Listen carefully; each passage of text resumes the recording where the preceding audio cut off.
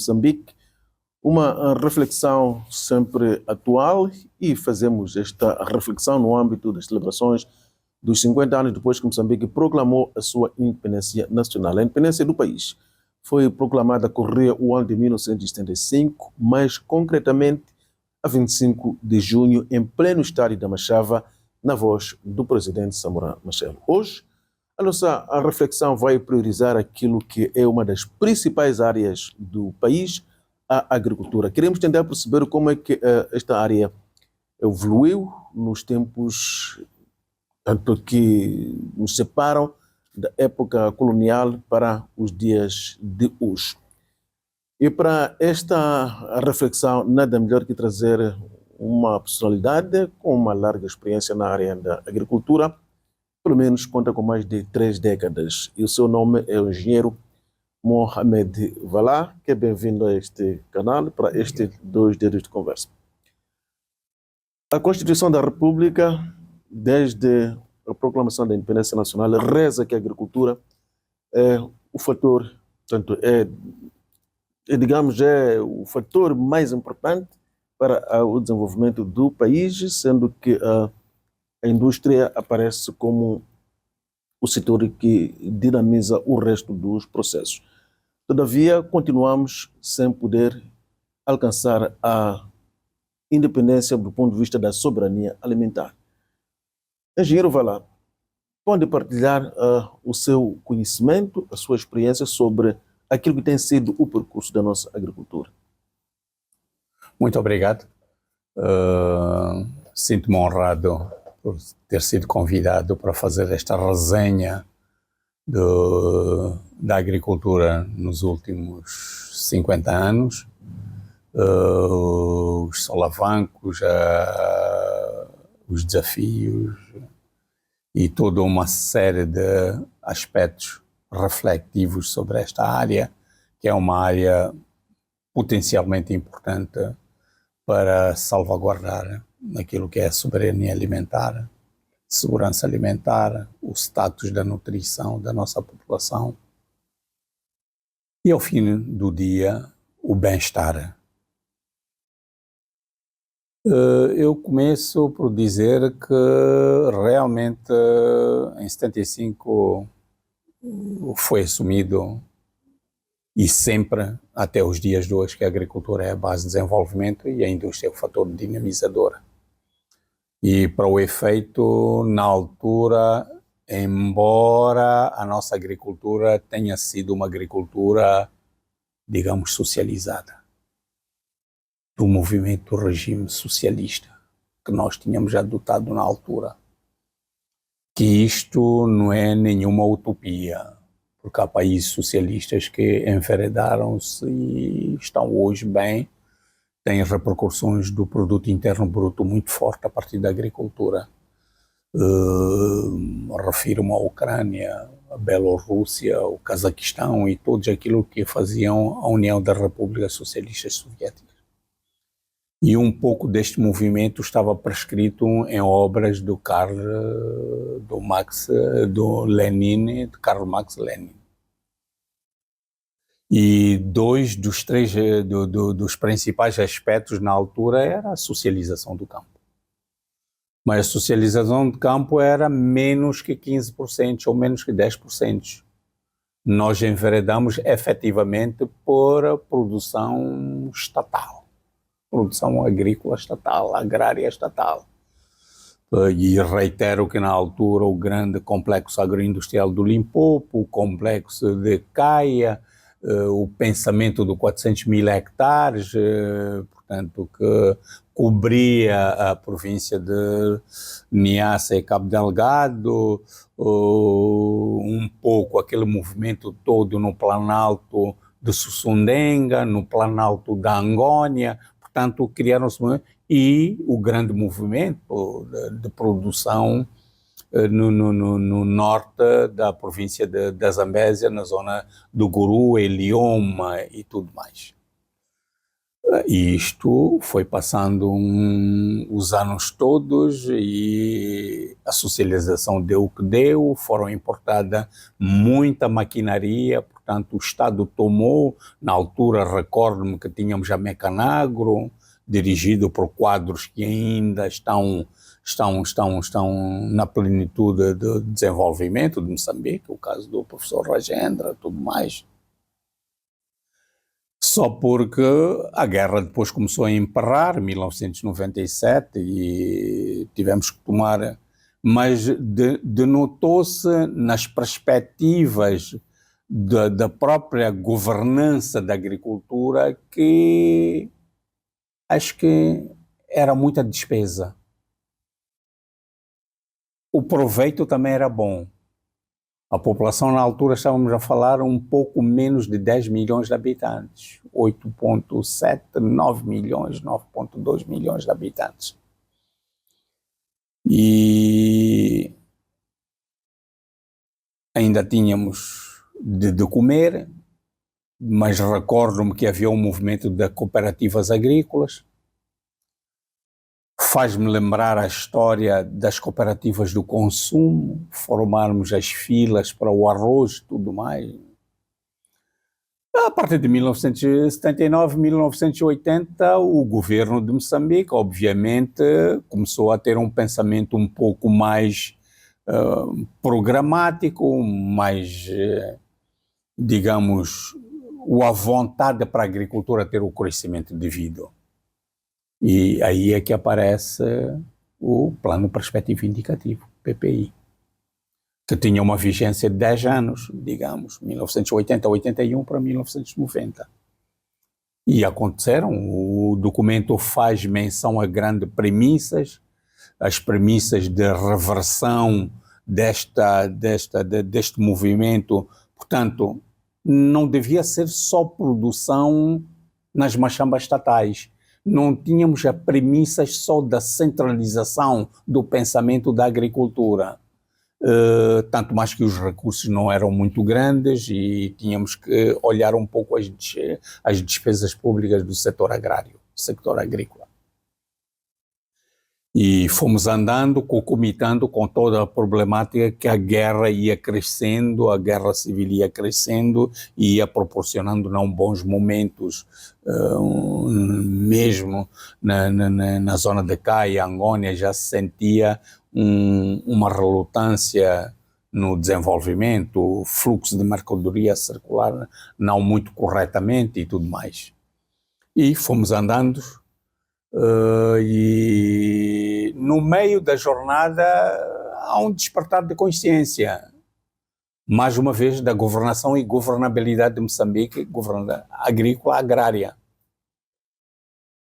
Nós não podemos ficar só na produção, temos que começar a pensar como os outros, em outras latitudes do globo, a pensar também que a agricultura faz-se não só por mera presunção de segurança alimentar, comida estritamente, mas tem que se olhar os mercados. Temos que começar a ter esse pensamento. Aí que em 1987 já há rumores e quadros de Moçambique a pensar no tal pré-programa de reabilitação econômica, que era um programa eminentemente estrutural, de mudança de um pouco das facetas da nossa agricultura, a olhar o mercado, a olhar um pouco... e é aí que depois também tivemos que olhar para duas instituições do Bretton Woods, que é o Banco Mundial e o Fundo Monetário, para dar um apoio. Não nos desligamos de todo o pensamento de produção, digamos, na altura da União Soviética, do socialismo, da socialização, mas adicionamos aspectos importantes de mercado e mercantilismo, sobretudo do mundo rural, que estava a ficar um pouco, digamos, denotava-se pobreza e tudo mais, mas a pobreza não era dos 4, 5, 8 anos, não era isto. a pobreza já vinha do período colonial, porque não deixaram um moçambicano, indígena, negro fazer as coisas, etc. Era sempre fechado, senão alguns indivíduos que mereciam um tratamento na altura e tudo mais. E o que o programa de reabilitação econômica mudou na agricultura? Nós começamos a ter um pensamento um pouco mais audaz para o mercado. Começamos a ter presunção de financiamento direto para a agricultura, olhando para próprios agricultores, porque neste tempo que eu falei dos 75 para 80, 81, praticamente estes pequenos agricultores e tudo mais eram estilo mão de obra para essas empresas estatais, e os outros, como na circunscrição dos muxopes, continuavam a fazer a sua mandioca, Zavala, Inharime, por aí adiante, a produzir o amendoim e tudo mais. Mas a agricultura que é considerada marginal, sem uma presunção de mercado, sem uma presunção de ganhar e tudo mais. E tínhamos números, na altura, os números, por exemplo, da produção de arroz, que era uma produção, por vezes, produzida para, passa a redundância, para o ultramar e tudo mais, a Zambésia, a zona de Nicoadala, Macuse, Namacurra, Mopeia, tudo mais, o coronato de Mopeia e tudo mais. Não chegava a 60 mil toneladas, máximo 65 mil toneladas, do que me remota os indicadores na altura. Voltando à questão, era uma mudança abrupta, estrutural da máquina de como fazer a agricultura. E houve resultados?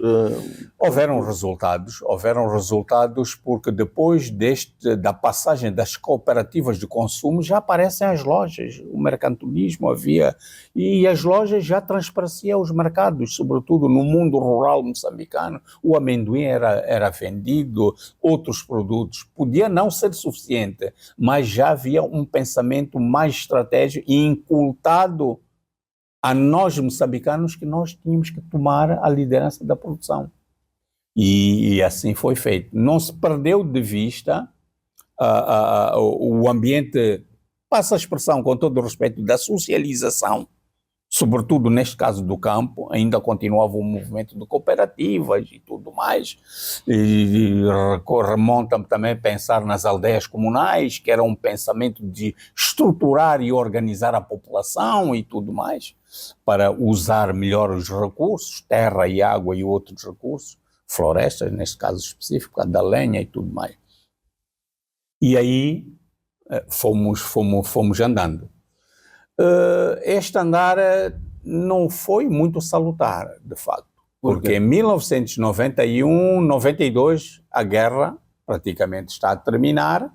Remonta-me pensar que houve um programa PESU, Programa de Emergência para Sementes e Utensílios Agrícolas, que era mais um programa financiado pelos nórdicos para revitalizar todo um tecido dos pequenos produtores, entregando sementes, utensílios, para cada um ter o seu espaço e produzir pelo menos a comida. Porque não fazia sentido o governo, e não faz sentido o governo, tem que dar comida à sua população. Dá em casos extremos de desastres naturais, mas no dia a dia. E aí foram nascendo outros projetos. Em 1995, outubro, numa resolução do Conselho de Ministros, nasce o PAE, que é a Política Agrária e a Estratégia de Implementação. E aí aparece uma redundância muito mais forte dentro das premissas da política agrária. Desculpe. Décadas depois, continuam a ser questionados os resultados, portanto, dessas políticas que o engenheiro Valá acaba de citar. É verdade. O que é que falhou nessas políticas? Vou utilizar ainda o tempo que me estiver disponível para dizer que depois do PAE, em 1998, falo com algum saudosismo, começamos a estruturar o pensamento da agricultura num programa de agricultura, embora não um programa muito elástico, mas assim, que é o ProAgrum, que que tinha... atraiu avultadas somas de dólares. Estamos a falar mais ou menos de 202 milhões de dólares. E qual foi o resultado? O resultado... Houveram resultados. Um crescimento maior do tipo de culturas a ser praticado. Deixamos de estar incultados expressamente só no caju e no algodão e o cinzal, culturas forçadas e tudo mais, mas começa já a transpirar mais produção de arroz. Recordo-me que neste período um dos diretores da unidade de produção agrícola no Choco foi o professor Mosca, que começou a ter esta literacia de ir buscar produtores para se lidar ao Banco de Desenvolvimento, ir buscar dinheiro para a produção, e recordo-me que nessa altura só o Choco deve ter produzido 48, 50, 52 mil toneladas de arroz. Tinha sido um ano muito bom. E por que o Choco do nada deixou de ser o celeiro da nação como chegou a ser? Há muitas premissas sobre este aspecto. É que houve um despertar. Há um aspecto muito importante escrito tanto no plano perspectivo indicativo, tanto no plano de reabilitação econômica. Repare, este aspecto é importante. É que na altura dizia-se que nós temos que lutar para minimizar as desigualdades sociais e tudo mais. Essa continua a ser aposta ainda hoje? Não, sim. Quando falamos de desigualdades sociais, estão cada vez mais acentuadas. Mas a palavra d'ordem na altura eram tais assimetrias, que tinham um pendor, uma palavra meio geopolítica. Hoje o que o Ende está a defender é que temos que melhorar, minimizar os efeitos das desigualdades. E este melhorar não é porque Moçambique é Moçambique. Tu notas hoje que há um extrato social no Botsuana, na Zâmbia, na Tanzânia, que minimizou estes efeitos. Acredito que o END vai ser um documento que vai ajudar nesse sentido até 2044. Voltando atrás, o ProAgri teve este financiamento. Eu recordo uma vez, na altura como diretor provincial, e o presidente Guebuza me perguntou, esse dinheiro... E eu disse, de forma, era diretor provincial da agricultura em Gaza, que já tínhamos produções suficientes, tínhamos recebido variedades boas da Nigéria, do ITA, e estávamos a produzir, demos salto de 6 para 10 toneladas de produção de mandioca na zona de Majacase e assim por diante.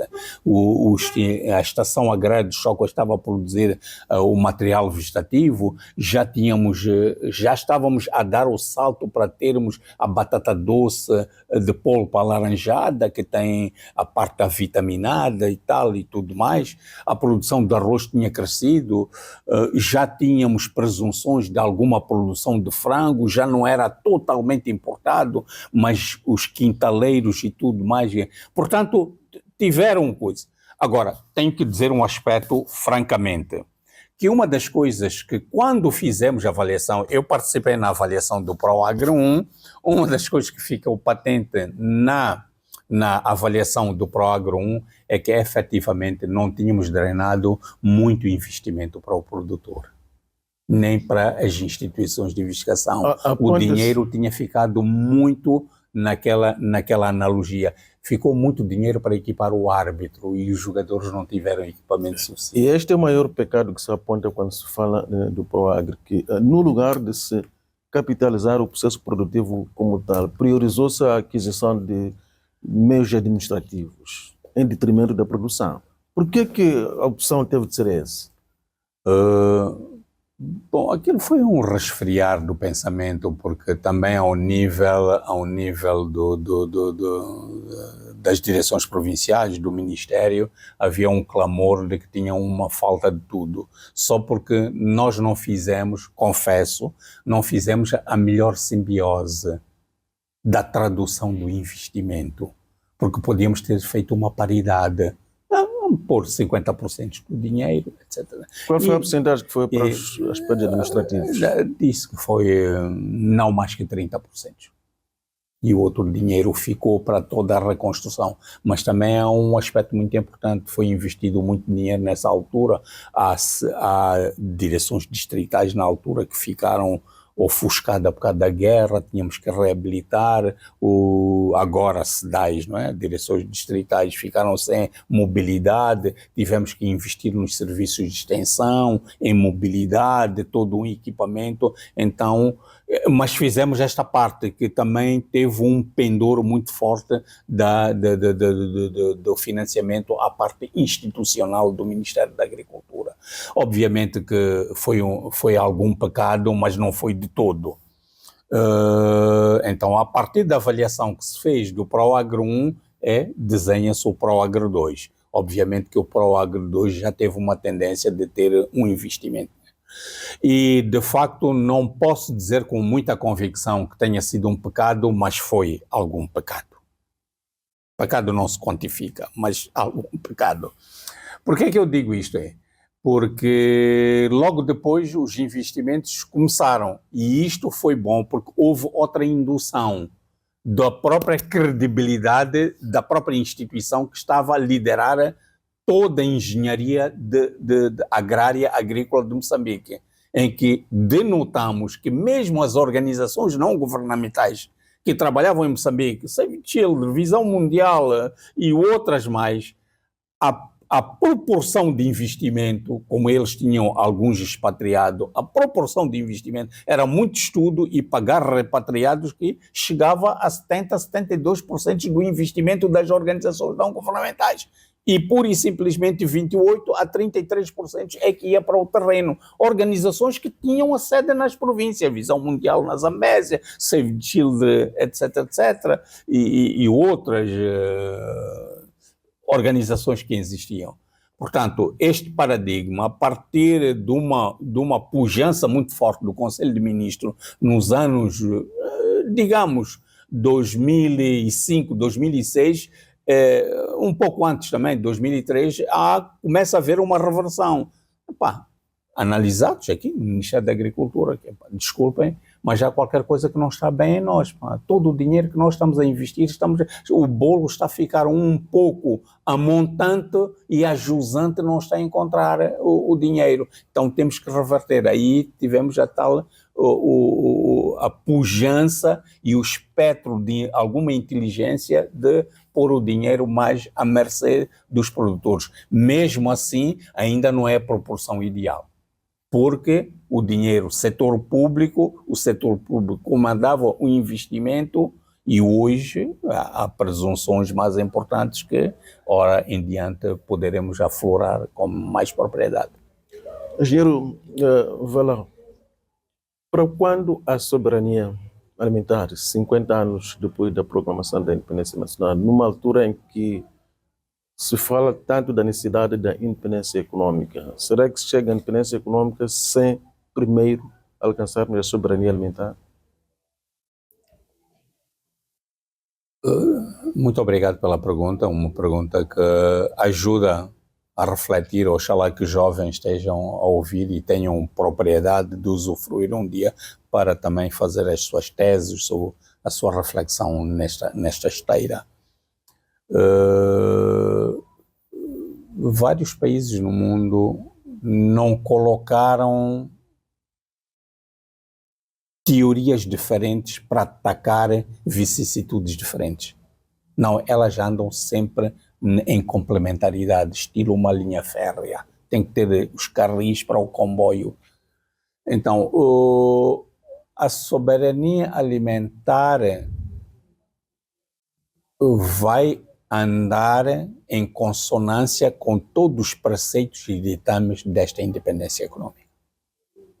E a independência econômica não pode ser traduzida como uma presunção capitalista ou é aquele que há. Não é aquele. Somos todos nós. E uma das defesas hoje, tanto o que está prescrito no Plano Estratégico de Desenvolvimento do Setor Agrário, PEDSA, que teve a primeira, da vigência de 2010 a 2020, e a outra seria 2021 para 2030, ainda é vigente, mas pode ser que agora haja um trabalho para refazer alguns espectros que são necessários. Eu digo isto por uma razão muito simples. Antes de pensar na soberania econômica, na soberania alimentar e na independência econômica, temos que pensar provavelmente naquilo que são os modelos que nós temos que incultar doravante. E o modelo da abordagem atual, inequivocamente, olhando um pouco a minha experiência, tem que ser olhar as cadeias de valor, estruturar as cadeias de valor. Estruturar as cadeias de valor significa ter, não em paridade, mas ter dinheiro na ordem de que 60% a 70% do dinheiro tem que estar nas mãos de um setor privado. E a partir de regulamentações próprias, ajudar os produtores que ainda não fazem aquela produção boa, com produtividade e eficiência razoável, a prepararem-se para a competitividade, para ir ao mercado. Porque mesmo que eu fale de uma soberania alimentar, eu estaria a falar de cereais, de leguminosas, feijões, etc, outros produtos. Mas eu não posso pensar em soberania alimentar sem ter açúcar, sem ter o sal. Há produtos que são industrializados e não têm derivação direta da agricultura.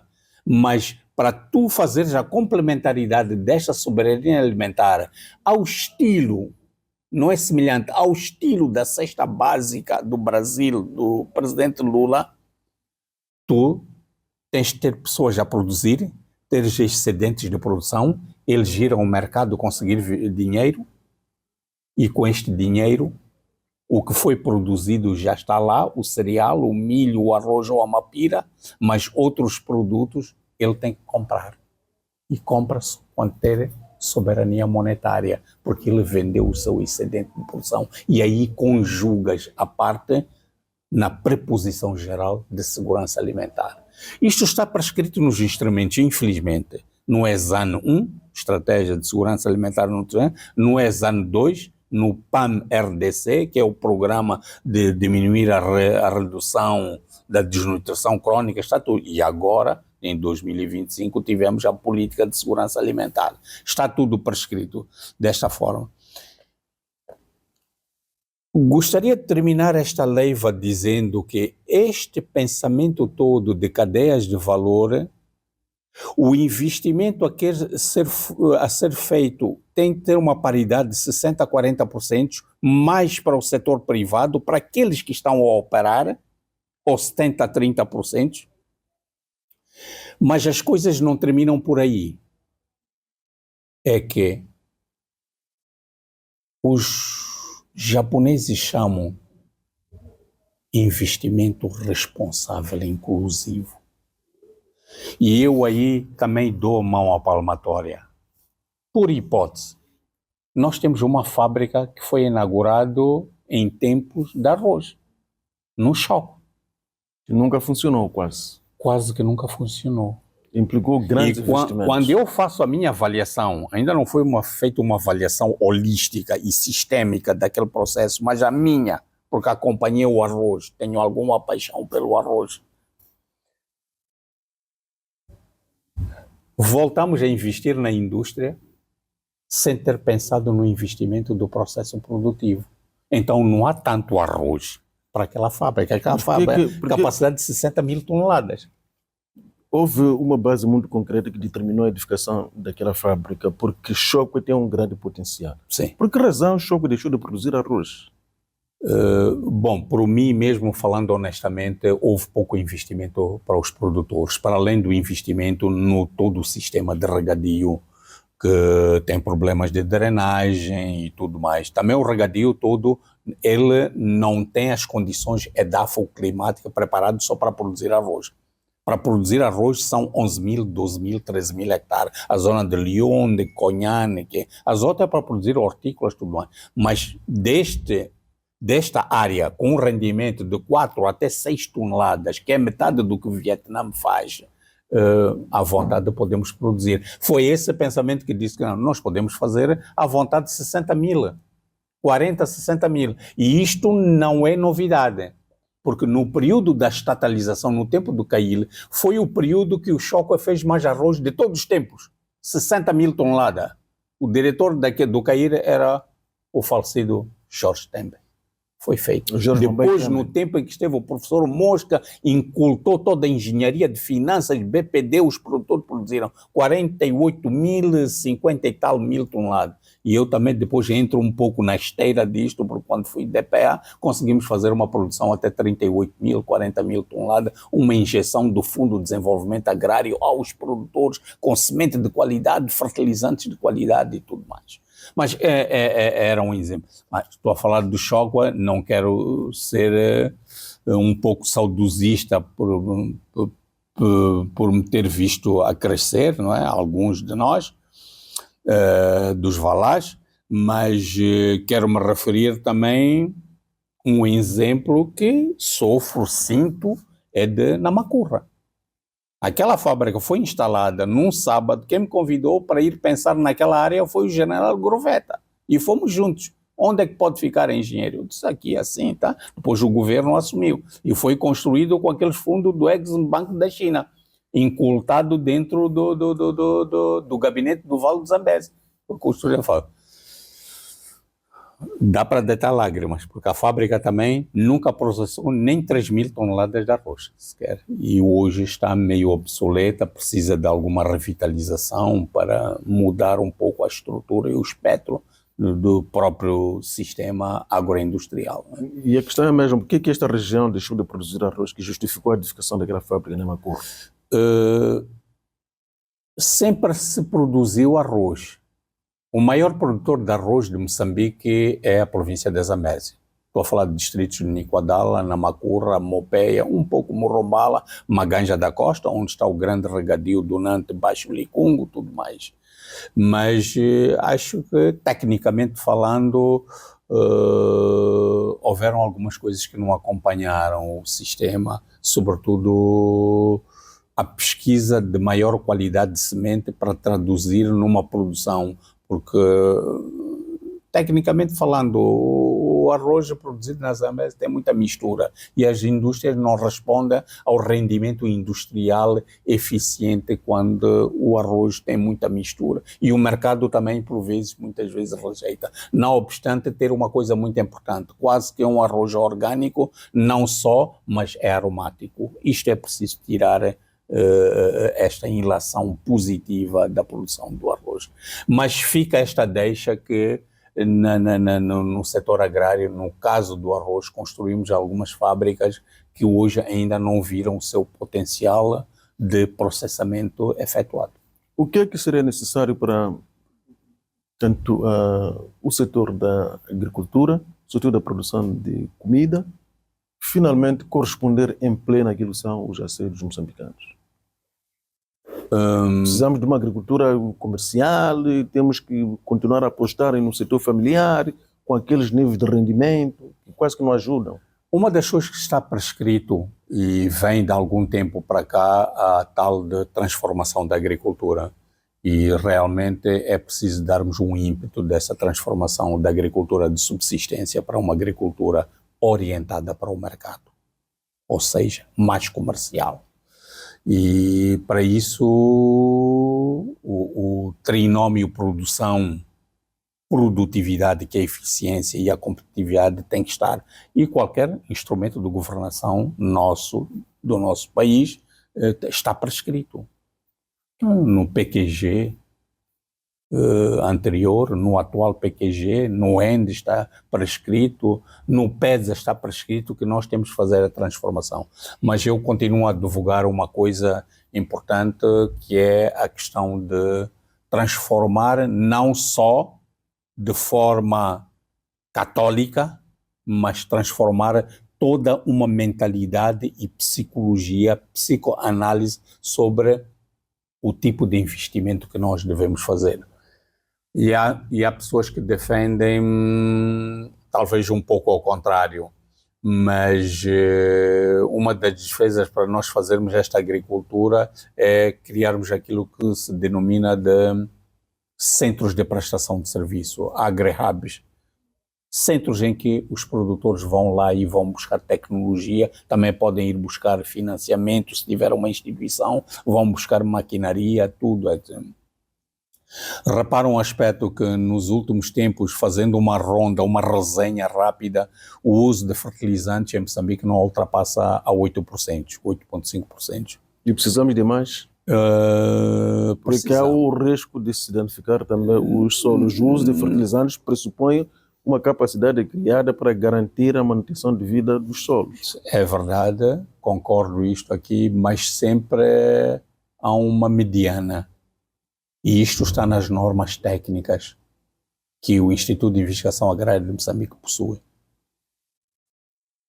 Normas técnicas é que tem que ser utilizado, tem que ser usado. Mas para isso há um aspecto importante. Os serviços de extensão pública são muito importantes para dotar deste know-how, deste conhecimento aos produtores. Não há dúvida, está escrito em qualquer livro, quanto menos medicamento antibiótico tomar, melhor é para a sua saúde. Mas há vezes que é preciso tomar. Por isso é que o médico, nos tempos da grande malária, que era estilo mais ou menos endêmico em Moçambique, os primeiros comprimidos tomava já ao lado do enfermeiro. Era sempre 442, mas nunca deram o 882. Porque sabem que aquilo podia destruir o corpo humano, mas 442 pelo menos resolve a doença. Então, os solos moçambicanos, dependendo do tipo de solos, aceitam até 30, 40, 45 quilogramas. Mas há outros que, a responderem, como o caso de Choco, já precisa de 100, 150. E isto aqui não é utopia. Há coisas, quando se fala de agricultura, as pessoas distraem-se e pensam que é tudo... Não é bem assim. O que é que eu quero dizer? O presidente Chissano esteve em Abuja, na Nigéria. Uma das coisas foi a declaração do Abuja. E ali os líderes africanos, com toda a assessoria, foram ditos que para aumentar a produtividade tem que utilizar até pelo menos 50 quilogramas de fertilizante. Eu, tecnicamente, infelizmente não sou PhD, mas fiz o meu PhD no campo, na ruralização deste Moçambique. O que é que eu quero dizer? Cada quilograma de fertilizante bem utilizado aumenta o rendimento em 20, 25 quilogramas. Sobretudo nos cereais. Em leguminosas, até 15 quilogramas. Se hoje estou com um rendimento de 1 tonelada, 1,2 tonelada, eu a utilizar só um pouco de fertilizante. E esta coisa de fertilizante, quando eu já falo com agricultores, como também sou um camponês do lado de lá, eu digo a eles o seguinte: se conhecerem alguma senhora que faz uma maravilha de fazer um bolo sem fermento, me digam. Porque não é possível. Mas utilizando, há de sair um bolo bem feito. Então, tem que haver racionalidade ambiental. Diz-se, por exemplo, que Choco perdeu a sua capacidade produtiva, o regadio, portanto, na sequência de excesso de fertilizantes, sem que tivesse sido criada a capacidade que assegurasse uma drenagem plena para manter aqueles solos aptos a produzirem. Sim, e a consequência foi o assoreamento. Foi o uso de fertilizante, não excessivo, o uso de fertilizantes. Mas em qualquer teoria do uso de fertilizante, os campos são usados, o primeiro adubo, que é a adubação de fundo, depois tem outra adubação para ajudar o crescimento. Logo depois da adubação e a planta assumir, tu tens de drenar os campos. Se não drenas, a água fica salina por causa do efeito.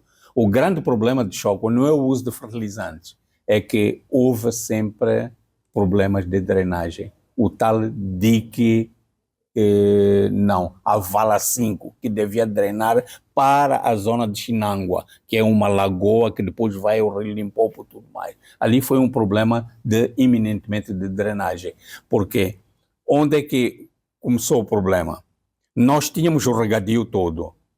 por algum motivo, depois do movimento da SMOC e tudo mais, houveram produtores que quiseram utilizar e nós fizemos um regadio. Do Leonde fizemos um regadio de trás. Só fizemos um regadio sem pensar a parte de drenagem. É ali que começa o pecado do choque, efetivamente. Mas se é bem utilizado, não tem problemas nenhuns. E nós, só comparativamente, para as pessoas que querem aprender um pouco isto aqui, mesmo professores podem aprender. Nós, em alguns solos aqui, 50 a 100 kg máximo podemos. Sabe qual é a requerência de fertilizante num país como a Ucrânia? 600, 800 kg de fertilizante. Mas, entretanto, é aquele fertilizante que dá o dos países que tem a maior produção de cereais e de oleaginosa no mundo. Depende, mas não estou a defender esta tese. Estou a defender a tese de que é preciso dar alguma coisa. Mesmo um comprimido, é preciso um pouco de água. Tomar a seco, amarga, a criança cospe. Moçambique, para resolver os problemas da sua agricultura, precisa de produzir um pouco de tudo ou precisa de identificar aqueles produtos nos quais o país tem uma grande capacidade? Desculpa, doutor, tem-me feito várias vezes esta pergunta, mesmo alguns técnicos mais novos, com menos de 10 anos na agricultura, e eu não advogo nem sim, nem um grande não.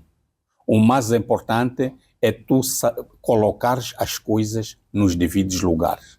O que é que eu quero dizer com isto aqui? E vou utilizar exemplos. Uma das culturas boas para produzir em Balama é gergelim.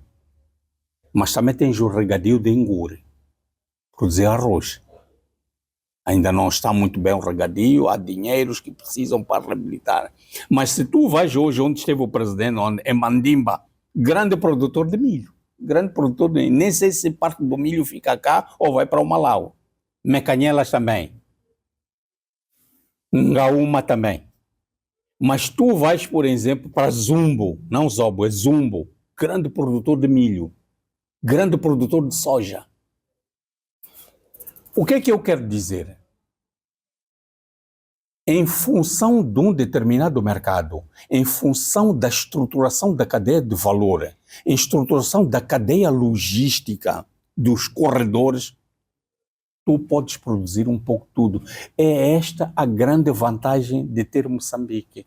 É esta a vantagem. É que tu não te dedicas a uma, duas coisas, em que depois, quando já não tens mercado dessas duas, ficas com o casaco na mão.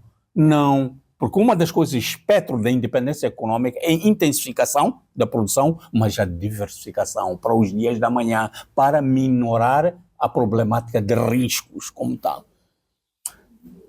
Vajacaia, podes produzir arroz, milho.